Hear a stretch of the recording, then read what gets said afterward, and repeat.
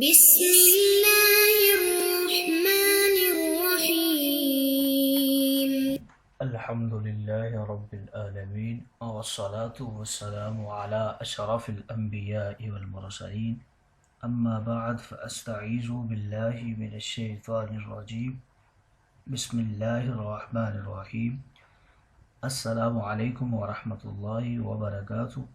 عزیز طلبہ کرام، امید کرتا ہوں احباب خیر سے ہوں گے۔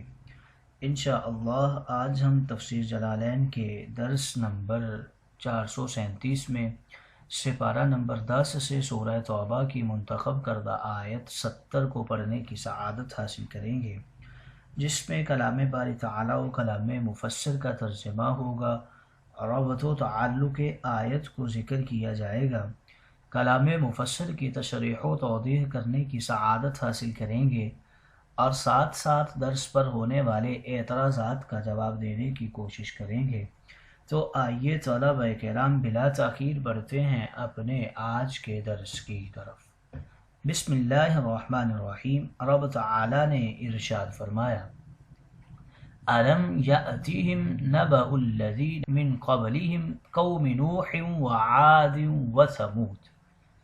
آئیے طلبہ کرام سب سے پہلے اس آیت مقدسہ کا ماقبل آیات کے ساتھ ربط اور تعلق جان لیتے ہیں۔ علماء و مفسرین کرام فرماتے ہیں کہ پچھلی آیت کریمہ میں ارشاد ہوا کہ منافقین کی حالت گزشتہ کفار و منافقین کی طرح ہے۔ اب ان گزشتہ کفار میں سے 6 قوموں کا ذکر ہو رہا ہے۔ گویا پچھلی آیت میں اجمالاً ذکر تھا، اب اس اجمال کی تفصیل کر رہے ہیں۔ دوسرا تعلق کچھ یوں ذکر کرتے ہیں کہ پچھلی آیات میں ارشاد ہوا کہ موجودہ منافقین گزشتہ منافقوں کی طرح مجرم و کافر ہیں، ان کی سزا یہ ہے کہ دین و دنیا میں ان کی نیکیاں برباد ہیں۔ اب ارشاد ہو رہا ہے یہ سزا صرف اس لیے ہے کہ اب رحمت للعالمین حضور علیہ السلام کا دور ہے، دنیا میں غیبی عذابوں سے امن ہے۔ گزشتہ نبیوں کے مجرموں کے حال میں تو غور کر کے دیکھو، ان پر دنیا میں کیسے سخت عذاب آئے ہیں۔ گویا موجودہ اور گزشتہ زمانوں کے عذابوں کے فرق کے لیے یہ آیت کریمہ ارشاد ہو رہی ہے۔ تیسرا تعلق کچھ یوں ذکر کرتے ہیں کہ پچھلی آیات میں ارشاد ہوا کہ پچھلے کفار مال و اولاد اور قوت و زور میں زیادہ تھے، اب شاہزوروں کے انجام کا ذکر ہے کہ نبی کے مقابلہ میں کوئی زور کوئی طاقت کبھی بھی کام نہیں آتی۔ آئیے طلبہ کرام ربط و تعلق آیت کے بعد بڑھتے ہیں آج کے درس کے ترجمہ کی طرف۔ بسم اللہ الرحمن الرحیم۔ رب تعالی نے ارشاد فرمایا، أَلَمْ يَأْتِهِمْ نَبَأُ الَّذِينَ مِنْ قَبْلِهِمْ قَوْمِ نُوحٍ وَعَادٍ۔ کیا ان کے پاس ان لوگوں کی تاریخ نہیں پہنچی جو ان سے پہلے گزر چکے ہیں، مثلا قوم نوح اور عاد جو کہ ہود کی قوم تھی، اور سمود جو صالح کی قوم تھی، اور قوم ابراہیم اور اصحاب مدین کی تاریخ جو قوم شعیب تھی، اور ان بستی والوں کی جنہیں الٹ دیا گیا تھا، اور وہ قوم لوط کی بستیوں والے تھے۔ ان کے رسول ان کے پاس کھلی نشانیاں معجزات لے کر آئے تھے، مگر انہوں نے ان کی تکذیب کر دی، چنانچہ انہیں ہلاک کر دیا گیا۔ یہ اللہ کا کام نہیں تھا کہ وہ ان پر ظلم کرے، بھی این طور کے بلا وجہ ان کو عذاب دے، مگر حقیقت یہ ہے وہ خود ہی گناہوں کا ارتکاب کر کے اپنے اوپر ظلم کرنے والے تھے۔ آئیے طلبہ کرام ترجمہ کے بعد بڑھتے ہیں آج کے درس کی تشریح و توضیح کی طرف۔ یہاں پر ذکر کر رہے ہیں أَلَمْ يَأْتِهِمْ نَبَأُ الَّذِينَ مِنْ قَبْلِهِمْ۔ اس فرمان عالی میں پھر التفات ہے مخاطب سے غائب کی طرف۔ پچھلی آیت میں موجودہ منافقوں کا حاضر ضمیروں سے ذکر تھا، من قبلکم اور اشد منکم، اور اب پھر غائب ضمیروں سے یاد کیا جا رہا ہے۔ أَلَمْ يَأْتِهِمْ، اس میں الف سوال اور پوچھنے کا ہے، اور پوچھنا اقرار کرانے کے لیے ہے۔ ہر خبر کو نبا نہیں کہتے بلکہ عظیم الشان خبر کو نبا کہتے ہیں۔ اسی سے ہے نبی، یعنی شاندار خبریں دینے والے۔ چنانچہ اخبار وغیرہ کو نبی نہیں کہتے کہ یہ عام اور معمولی خبریں دیا کرتے ہیں۔ آنے سے مراد ان تک خبریں پہنچانا ہے یا عام مشہور ہونے کی وجہ سے، کیونکہ حجاز مقدس میں ان 6 قوموں کے عذاب کے قصے عام مشہور تھے۔ ان کے گیت بچیاں گاتی تھیں، یا ان علاقوں میں سفروں کی حالت میں ان کی اجڑی ہوئی بستیاں یہ لوگ دیکھا کرتے تھے، اور وہاں ارد گرد کے لوگوں سے ان کے قصے سنا کرتے تھے۔ اس لیے یہاں صرف 6 قوموں کا ہی ذکر کر دیا گیا جو ان منافقین سے قریب ہی آباد تھیں۔ دور دراز قوموں کا ذکر نہیں فرمایا، جیسے فرعون، حامان وغیرہ۔ یعنی کیا ان منافقینوں کفار کو اپنے سے پہلے کفار کی خبریں نہیں پہنچیں؟ یعنی ضرور پہنچی ہیں۔ قوم نوح یہ عبارت اپنے ماں بعد کے ساتھ الذین من قبلہم کا بیان ہے۔ نوح علیہ السلام کا جائے قیام عراق تھا، اور طوفان کی ابتدا بھی اسی مقام سے ہوئی تھی۔ یہ قوم پانی کے طوفان میں غرق ہو گئی تھی۔ وعاد یہ معطوف ہے قوم نوح پہ، اور یہ حضرت ہود علیہ السلام کی قوم ہے جو یمن کے علاقے احقاف میں آباد تھی۔ یہ سخت آندھی سے ہلاک کر دی گئی تھی۔ اور سمود یہ معطوف ہے نوح کے اوپر ہی، اور یہ صالح علیہ السلام کی قوم تھی جو یمن کے علاقے میں مقام حجر میں آباد تھی۔ اس مقام پر جب نبی کریم صحابہ کے ساتھ سے گزرے تو آپ نے اس کے کنویں کا پانی استعمال کرنے سے، وہاں ٹھہرنے سے منع کر دیا۔ فرمایا کہ یہ جگہ عذاب الہی کے نزول کی جگہ ہے۔ یہ قوم اولاً چیخ پھر زلزلہ سے ہلاک ہوئی تھی۔ خیال رہے کہ نوح کی طرح ان دونوں قوموں کو قوم ہود اور قوم صالح نہیں فرمایا گیا، کیونکہ حجاز مقدس میں یہ دونوں قومیں انہی ناموں یعنی عاد و سمود سے مشہور تھیں۔ نیز ان دونوں قوموں میں 1000 آدمی مسلمان ہو گئے تھے، بخلاف قوم نوح کے۔ وہ 950 برس کی تبلیغ کے باوجود صرف 80 آدمی ہی ایمان لائے تھے۔ وقوم ابراہیم، اس سے مراد نمرود اور اس کے متبعین ہیں جو بغداد و کوفہ کے درمیان شہر بابل میں رہتے تھے۔ نمرود وہ کافر بادشاہ ہے جو ساری دنیا کا بادشاہ ہوا، دعوی خدائی کرتا تھا ایک لنگڑے مچھر سے۔ وہ اور مکانات کی چھتوں میں دبا کر اس کی قوم ہلاک ہو گئی۔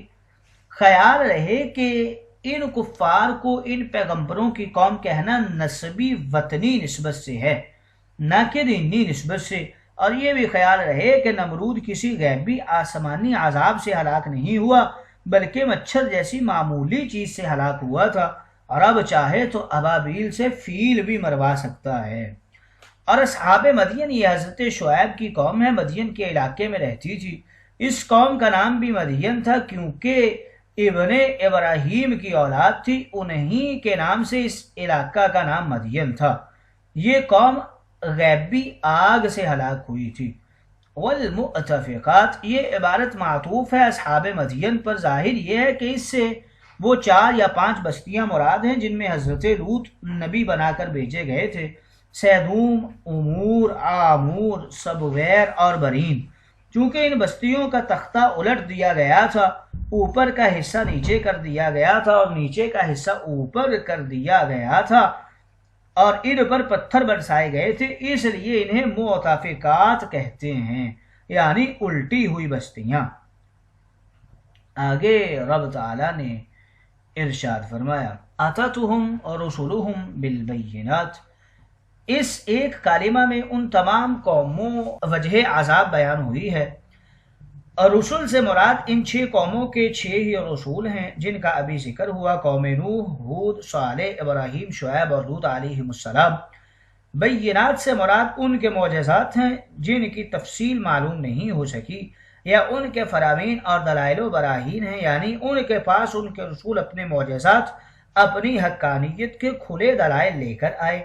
فما کان اللہ لیظلمہم، یہ عبارت ایک پوشیدہ جملے پر معطوف ہے، لہٰذا اس میں فا عطف کی ہے، یعنی ان قوموں نے ان نبیوں کو جھٹلایا، ہم نے انہیں مختلف طریقوں سے ہلاک کر دیا اور ہم نے ان پر ظلم نہیں کیا کہ بے قصور ہلاک کر دیا ہو، وَلَكِنْ كَانُوا أَنفُسَهُمْ يَظْلِمُونَ۔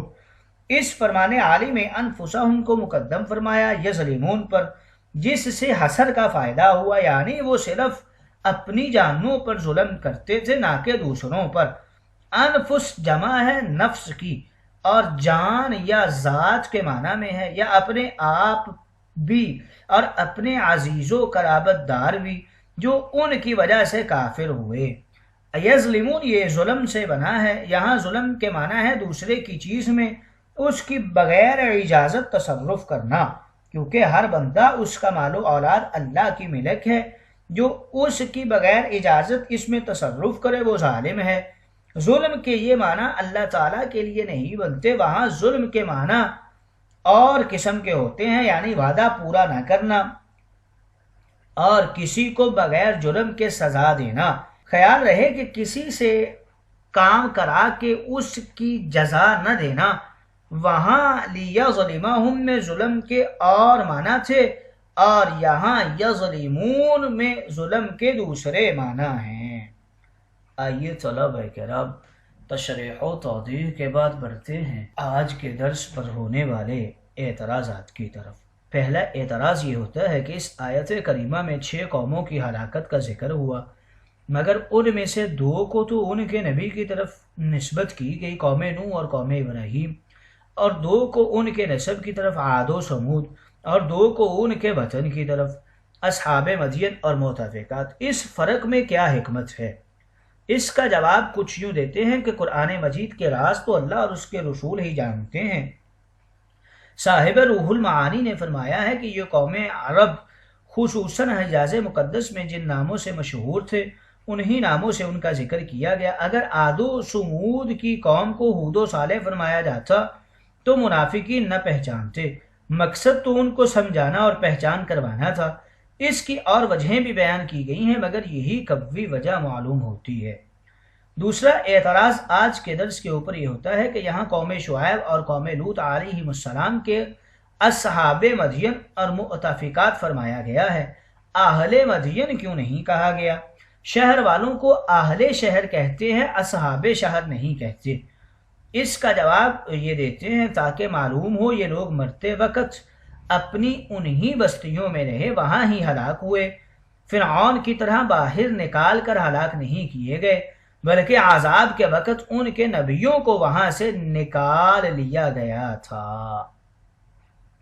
تیسرا اعتراض آج کے درس کے اوپر یہ ہوتا ہے، لوط علیہ السلام کی قوم پر پتھر برسنے کا عذاب آیا، بستی الٹ دینے کا۔